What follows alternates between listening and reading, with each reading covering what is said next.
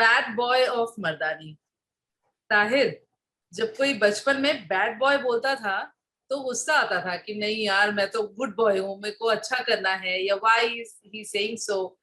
सो लेकिन एक वक्त ऐसा आया आपके जीवन में जब ये टैग आपको, इस टैग ने आपको एक अलग पहचान दी। How do you look at it?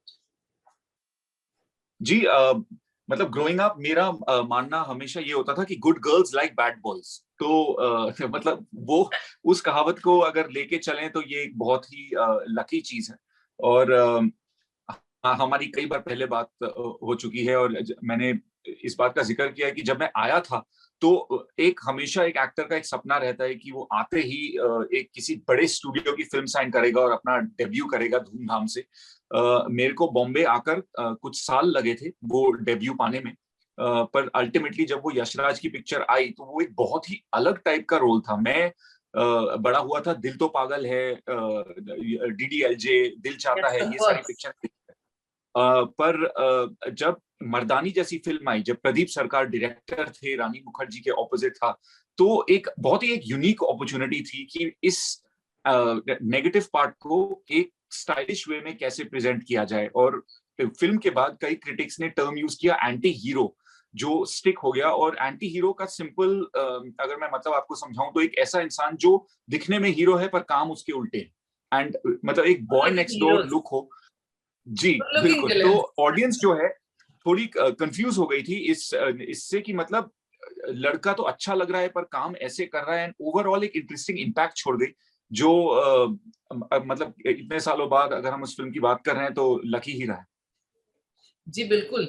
मतलब मुझे नहीं लगता कि ताहिर आपका कोई भी लैंडमार्क इस शुरुआत को मतलब धुंधला सकता है, और वहीं से शुरुआत हो गई। इनफैक्ट अगर मैं शाहरुख खान की भी बात करूं तो वो भी मतलब उनकी भी पहचान एक बैड बॉय के जरिए ही इंडस्ट्री में हुई थी, अगर अरे हम सबको याद ये हो तो आपने बहुत एक बहुत बड़ी कंपैरिजन कर दी। पंजाब में कहते हैं आपके मुंह में घी शक्कर। नहीं नहीं, मतलब मैं तो ये उदाहरण तो है ही है, और बहुत सारी फिल्में उसके बाद आपने की हैं। और मेरा ये मानना है कि रोल बड़ा हो या छोटा हो फर्क नहीं पड़ता, इम्पैक्टफुल होना चाहिए। बीट छिछोरे, बीट मंटो, मुझे लगता है कि पहचान तो आपने बनाई है, और वो दौर जो है वो अब चल पड़ा है। So what's next? I mean, I know a couple of films which we are waiting for. Unfortunately, वक्त थोड़ा रुक गया है सबके लिए। तो अगर आप अपने प्रोजेक्ट्स के बारे में बोले, 83 वन ऑफ देम। जी बिल्कुल, आपने जैसे दो फिल्मों का अभी जिक्र किया, एक है मंटो, दूसरा है छिछोरे। ये दोनों फिल्में करियर ग्राफ में काफी बड़ा टर्न लाई, क्योंकि जब आप मर्दानी जैसी फिल्म करते हैं, उसके बाद एक फोर्स 2 फिल्म करी थी मैंने जॉन और सोनाक्षी के साथ। ये दोनों एंटी हीरो स्पेस में थे। तो जब ऐसी आपकी फिल्में आती हैं तो प्रोड्यूसर्स, ऑडियंस आपको एक तरह से देखने लगते हैं। पर जब मंटो और छिछोरे का अपॉर्चुनिटी मिला, और छिछोरे जैसी फिल्म, मतलब मैं I am very proud of being a part of that film, क्योंकि बहुत कम फिल्में होती हैं जिनको एक क्रिटिकल अक्लेम भी मिलता है, बॉक्स ऑफिस सक्सेस भी मिल जाती है, और फिर जाकर एक नेशनल अवार्ड। एंड डेरिक जो पार्ट था छिछोरे में, एक मतलब ऑल्दो वो कॉलेज का स्टार्ट दिखाया गया था फिल्म में, पर उसके अंदर एक सॉफ्ट, एक बहुत ही इमोशनल इंसान था जो अपने दोस्तों के और अपने हॉस्टल की तरफ लॉयलिस्ट जिसे कहते हैं, वो इमोशनल था अपने दोस्तों को लेके। एंड उस किरदार ने मुझे अपॉर्चुनिटी दी कि मैं दर्शकों को एक अलग ही एक्टिंग स्टाइल, एक अलग ही कैरेक्टर दिखा पाऊं। और उसके बाद जो 2020 में हमारे शूट रहे हैं, काफी एक्साइटिंग प्रोजेक्ट्स हैं। 83 जिसका आपने नाम लिया, और लूप दूसरा है लपेटा। लूप लपेटा। लूप लपेटा तापसी पन्नू के साथ। और इसमें कोट अनकोट मतलब काफी लोगों मुझसे कई सालों से पूछ रहे हैं कि आपने ये तो कर लिया, वो तो कर लिया, एक रोमांटिक हीरो कब करेंगे। तो अब फाइनली एक वो रोमांटिक हीरो का भी वक्त आ गया है, पर वो भी हल्का सा हटके है, क्योंकि जो कैरेक्टर है सत्या जो मैं प्ले कर रहा हूँ, वो एक्चुअली देखा जाए तो अब तक के जितने भी किरदार मैंने प्ले किए हैं, मैं सत्या से सबसे ज्यादा रिलेट करता हूँ, क्योंकि ये दिल का रोमांटिक तो है पर थोड़ा सा झोलर है। ये हर चीज में एक शॉर्टकट, एक मजाकिया तरीका निकाल लेता है। एक वो 2 मिनट की मैगी भी होगी ना, तो उसमें 1 मिनट को में कैसे बना पाए वो तरकीब वो निकाल लेगा।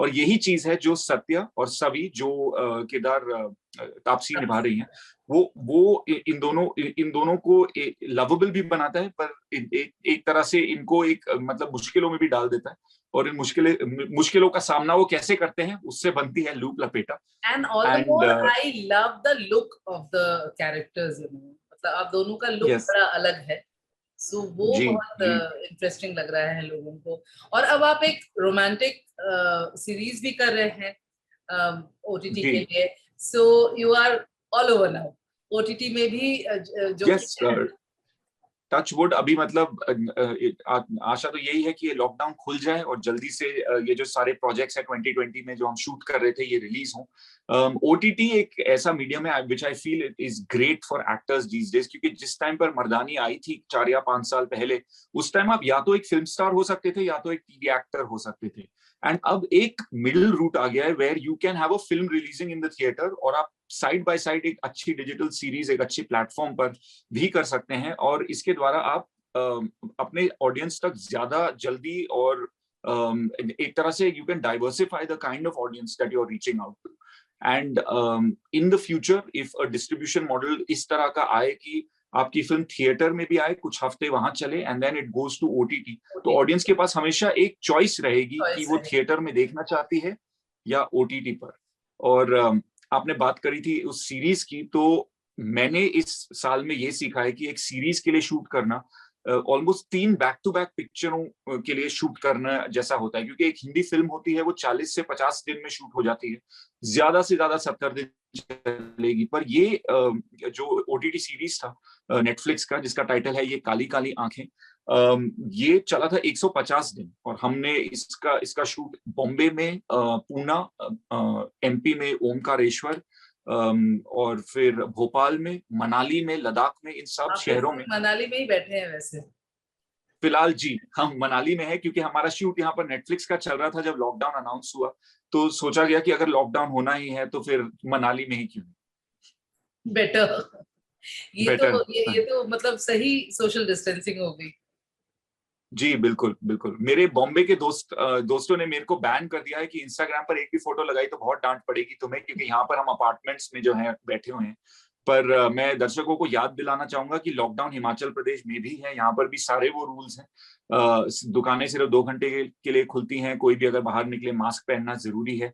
फर्क बस इतना है कि मौसम यहाँ पर थोड़ा बेहतरीन है। बेहतरीन है, और कम से कम यू कैन ब्रीथ। जिस ऑक्सीजन को लेकर के इतनी मारामारी हो रही है, और इस वक्त मैं इस दौर को लेकर के भी आपसे बात करना चाहूंगी Tahir.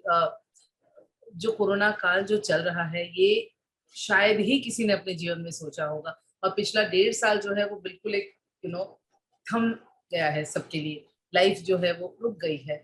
So how was it at your and?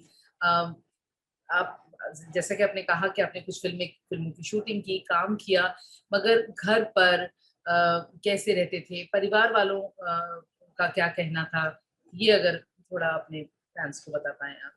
जी बिल्कुल, पिछला एक साल जो है ऑल्दो वर्क वाइज बहुत अच्छा रहा है, शूट चली है, पर ये शूट का जो एनवायरनमेंट है वो बिल्कुल नॉर्मल नहीं रहा है, क्योंकि आप जब भी आप सेट पर होते हैं, खासकर कि फरवरी और मार्च के महीने में, आप अपने फोन पर न्यूज फीड देखेंगे, तो जिस जिस तरह की आप खबरें पढ़ती हैं, तो एक एंजाइटी तो रहती थी सेट पर। सेट पर टेक्नीशियंस को देखना कि वो उन्होंने पीपीई किट्स पहन रखे हैं, मेकअप आर्टिस्ट ने मास्क पहन रखे हैं, टेम्परेचर चेक्स हो रहे हैं, एक ऑलमोस्ट एक क्वारंटीन एनवायरनमेंट जो है, तो एक न्यू नॉर्मल जिसे कहते हैं उस तरह का एनवायरनमेंट हो गया है।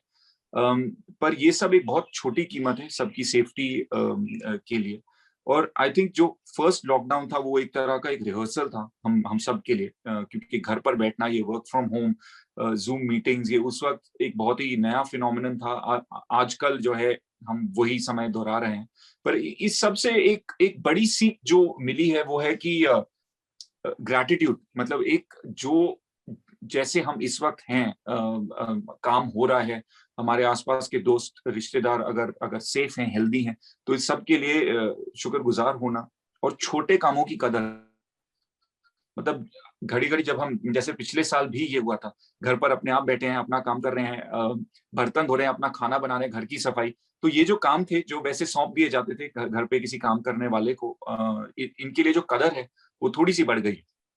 जी बिल्कुल जी, सही कहा आपने। और जल्द ही ये वक्त गुजर जाए, ये सबकी दुआ है। और बॉलीवुड इंडस्ट्री की तरफ से भी बहुत सारा काम हो रहा है, ताहिर लोग अपने अपने तरीके से एक दूसरे की मदद कर रहे हैं। तो आप जल्दी से वहां से वापस आए, और तब आए जब सब कुछ ठीक ठाक हो, यही उम्मीद करते हैं। जी, और आपकी ढेर सारी फिल्मों के लिए बहुत बहुत बहुत बधाई। In fact thank you so Sonakshi much. के साथ भी आपकी एक फिल्म आ रही है। जी, उसकी उसकी शूटिंग हमने एक्चुअली इसी महीने करनी थी, तो वो थोड़ा पुश हो गया। बुलबुल तरंग उसका टाइटल है। श्री नारायण जिन्होंने टॉयलेट एक प्रेम कथा डायरेक्ट करी थी, वो उसे डायरेक्ट कर रहे हैं, और उनके हर फिल्म की तरह एक एंटरटेनर है ये फिल्म, पर उसके साथ साथ एक अच्छा सोशल मैसेज भी है।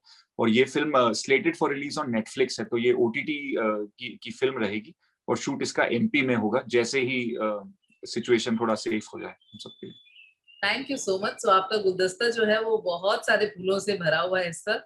तो आई जी, I wish you all the best for your जी, फ्यूचर। लॉकडाउन खुल जाए और ये फूल खिल जाए बस। जी बिल्कुल। Thank you so much. Thank you.